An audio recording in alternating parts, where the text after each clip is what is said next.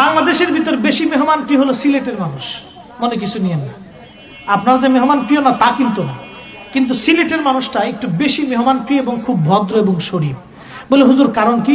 সিলেটের ছোট্ট বাচ্চা থেকে শুরু করে একবার বৃদ্ধ পর্যন্ত সবাই সালাম দেয়। আলেমদেরকে দেখলে বলে সাব বউকা, এবং মুরব্বীদেরকে বললে বলে সাব বউকা।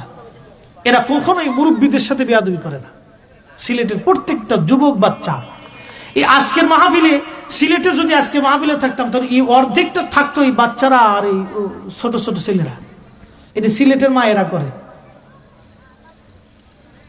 সিলেটের মায়েরা এটা করে। এবং প্রত্যেকটা বাচ্চা যে ফ্যামিলিতে ঢুকবেন আইসা আপনাকে আগে সালাম দিবে, আপনাকে চা নাস্তা দিয়ে যাবে।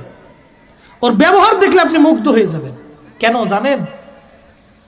সিলেটের অধিক লোক আহলে সুন্নাতুল জামাতের অনুসারী, আকাইদে আহলে সুন্নাতুল জামাত। শানে রাসালাতের ব্যাপারে যদি ছোট্ট একটু গুস্তাকি করে বসেন তা আপনার ফিট বাসায় ওখান থেকে আসতে পারতেন না, পিঠের চামড়া পর্যন্ত উঠে রেখে দিবে সিলেটের মানুষ আর চট্টগ্রামের মানুষ। পিঠের চামড়া পর্যন্ত উঠাই তারপর আপনাকে ছেড়ে দেবে। এখানে ওরা কাউকে ছাড় দেয় না, কিন্তু খুব আদব। সিলেটের যুবক যারা আছে তারাও খুব আদবী। বলে হুজুর এত প্রশংসা করতেছেন কেন? প্রশংসা এই জন্যই করতেছি যে ও দেশে আলেম ওলামা বেশি, তাদের আলেমরা বাচ্চাদেরকে আদব শিখায়, পিতা মাতারা আদব শিক্ষা।